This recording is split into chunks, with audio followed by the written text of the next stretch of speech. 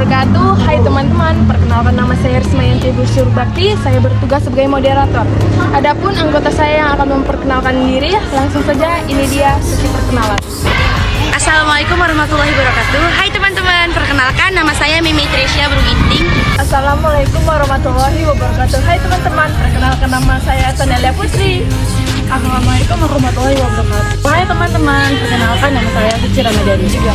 Assalamualaikum warahmatullahi wabarakatuh. Hai teman-teman, nama saya Muhammad Daniel Al-Nazri. Assalamualaikum warahmatullahi wabarakatuh. Perkenalkan, nama saya Agung Pratama Sembiring. Assalamualaikum warahmatullahi wabarakatuh. Perkenalkan, nama saya Aldi Saprianta. Singing low while I pop a bottle off of your chain swinging, clang clang, and it costs a lot. Bitch, I'm always at the guala, yeah, and you are not badass beat. Keep on going till you hit the spot. Whoa, I'm a big bag hunter with the bow. She got a big bed, never drop it low. Mama called me and she. Assalamualaikum warahmatullahi wabarakatuh. Saya Rismayanti Bakti. Di sini kami akan membahas tentang Indonesia pada masa Orde Baru 1966 sampai 1998. Yang pertama ada masa transisi. Di masa transisi ini ada yang namanya aksi Tritura. Nah, yang pertama kita bahas tentang aksi Tritura. Latar belakangnya peristiwa G13 PKI, krisis ekonomi, krisis politik. Aktornya ada KAMI, KAPI, KAPPI, KASI, tergabung dalam Front Pancasila. Isi Tritura ada pembubaran PKI beserta ormas-ormasnya, pembersihan kabinet dari unsur-unsur PKI, penurunan harga-harga kebutuhan pokok, dan perbaikan ekonomi. Kronologi terjadinya aksi Tritura, ada demonstrasi pertama gerakan mahasiswa terjadi pada 8 Januari 1966 di Gedung Sekretariat Negara. Pada 12 Januari 1966, kelompok pemuda dan mahasiswa yang tergabung dalam Front Pancasila melakukan demonstrasi di depan gedung DPR GR. Pada 24 Februari 1966, seorang mahasiswa Fakultas Kedokteran Universitas Indonesia bernama Arif Rahman Hakim tertembak saat sedang berdemonstrasi di depan Istana Negara. Pada 25 Februari 1966, Presiden Soekarno membubarkan KAMI. Selanjutnya ada Surat Perintah 11 Maret. Latar belakangnya ada aksi demonstrasi menentang pemerintah demokrasi terpimpin meningkat. Keamanan Presiden Soekarno terancam. Presiden perlu memulihkan kewibawaan pemerintahan. Isinya ada mengambil segala tindakan yang dianggap perlu untuk terjaminnya keamanan dan ketenangan serta kestabilan jalannya revolusi. Menjamin keselamatan pribadi dan kewibawaan pimpinan Presiden, Panglima Tertinggi, pemimpin besar revolusi. Melaksanakan dengan pasti ajaran pimpinan besar revolusi. Dampaknya, kondisi keamanan negara berhasil dikendalikan. Wibawa tentara semakin meningkat. Soeharto sebagai pemegang mandat Super Semar memiliki kekuatan politik. Sekian materi dari saya. Materi selanjutnya akan dibawakan oleh teman saya. Terima kasih. Assalamualaikum warahmatullahi wabarakatuh. Nama saya Aldi Saprianta. Di sini saya akan membacakan materi yang akan saya bahas. Adapun materi yang saya bahas yaitu dualisme kepemimpinan nasional.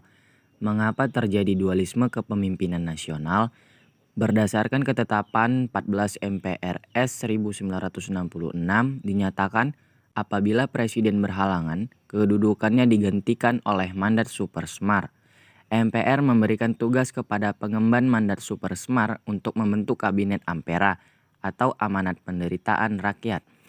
Apa dampak dualisme kepemimpinan nasional? Dampak dualisme kepemimpinan nasional yaitu Soeharto turut menentukan nama menteri yang mengisi jabatan di Kabinet Ampera. Presiden Soekarno berkedudukan sebagai pemimpin kabinet sedangkan Soeharto sebagai pelaksana pemerintahan. Populasi Presiden Soekarno semakin merosot. Muncul tuntutan agar Presiden Soekarno mengundurkan diri dari jabatannya. Sekian materi yang saya bahas dan akan dilanjutkan oleh teman saya. stabilisasi penyeragaman Orde Baru, pelarangan ideologi komunisme dan ideologi-ideologi yang dianggap radikal, menetapkan Pancasila sebagai ideologi negara, menggagas mengenai pedoman penghayatan dan pengamalan Pancasila melalui Eka Prastya Pancakarsa, melakukan penataran pedoman penghayatan dan pengamalan Pancasila, mengharuskan semua partai politik menganut ideologi Pancasila. Penerapan duifungsi ABRI. Konsep duifungsi ABRI dikenalkan oleh Jenderal Abdul Haris Nasution, menyatakan tugas ABRI tidak hanya berkaitan bidang keamanan dan pertahanan negara, tetapi berkaitan dengan bidang sosial dan politik. Anggota ABRI menduduki kursi parlemen dan pejabat pemerintahan. Rehabilitas ekonomi, menanggulangi masalah utang, menjalin kerjasama dengan IMF, mengeluarkan undang-undang penanaman modal dengan menetapkan UU penanaman modal asing PMA dan penanaman modal dalam negeri PMDN. Assalamualaikum warahmatullahi wabarakatuh. Nama saya Suci Ramadhani.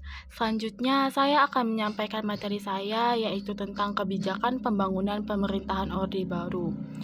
Di bidang pendidikan, pembangunan sekolah dasar Inpres atau SD Inpres di seluruh pelosok Indonesia, meningkatkan jumlah guru dan memenuhi kebutuhan pengajaran, mencanangkan program wajib belajar 6 tahun kemudian wajib belajar 9 tahun, memberikan program bantuan beasiswa diantaranya melalui program Gerakan Nasional Orang Tua Asuh atau GNOTA, pemberantasan buta aksara dengan membentuk program kelompok belajar. Di bidang kesehatan, mendirikan pusat pelayanan kesehatan dalam bentuk pusat kesehatan masyarakat atau puskesmas, mengembangkan program pos pelayanan terpadu atau posyandu, mencanangkan program keluarga berencana untuk menanggulangi peningkatan jumlah penduduk. Di bidang ekonomi, peningkatan peran BUMN. Pemerintah mengadakan perubahan mendasar dalam pengelolaan BUMN. Pemerintah menghapus kewenangan instansi teknis sebagai pengawas dan memberikan kewenangan kepada Departemen Keuangan sebagai satu-satunya pengawas BUMN. Perluasan lapangan kerja. Pemerintah berusaha menciptakan lapangan kerja melalui proyek padat karya dan membantu pembangunan daerah. Pengerahan tenaga kerja sukarela melalui Badan Urusan Tenaga Kerja Sukarela Indonesia atau BUTSI. Tenaga kerja sukarela ini bertugas sebagai tenaga pelopor pembangunan dan pembaruan berbagai bidang di desa-desa. Di bidang sosial budaya, mencanangkan program transmigrasi untuk pemerataan jumlah penduduk, menurunkan angka pengangguran dengan menyalurkan tenaga kerja di sektor perkebunan, perikanan, ekspor kayu, dan sebagainya. Memberikan sosialisasi agar kebudayaan dan kesenian yang berkembang sesuai dengan kepribadian bangsa, meningkatkan pembinaan kesenian melalui sekolah-sekolah, kursus, dan organisasi-organisasi kesenian, inventarisasi dokumentasi, penelitian warisan budaya nasional, pembinaan dan pemeliharaan peninggalan-peninggalan purbakala. Assalamualaikum warahmatullahi wabarakatuh. Perkenalkan, nama saya Agung Pratama Sembiring. Di sini saya akan menyampaikan materi pelaksanaan demokrasi pada masa Orde Baru. Demokrasi pada masa Orde Baru menganut sistem demokrasi Pancasila dan demokrasi dijalankan berdasarkan Pancasila dan Undang-Undang Dasar 1945 serta ketetapan MPRS. Dewan Perwakilan Rakyat Gotong Royong DPR atau GR diberi beberapa hak kontrol. Selain tetap mempunyai fungsi untuk membantu pemerintah, lembaga kepresidenan merupakan pengontrol utama lembaga negara lainnya bagi yang bersifat suprastruktur DPR, MPR, DPA, BPK, dan MA maupun yang bersifat infrastruktur LSM dan partai politik, dan pemerintah pengawasi dan pengontrol kehidupan demokrasi. Sekian materi dari saya dan akan dilanjutkan materinya ke teman saya. Terima kasih. Assalamualaikum warahmatullahi wabarakatuh. Nama saya Mimi Teresia Bruginting. Selanjutnya saya ingin menyampaikan materi saya yaitu integrasi Timur-Timur.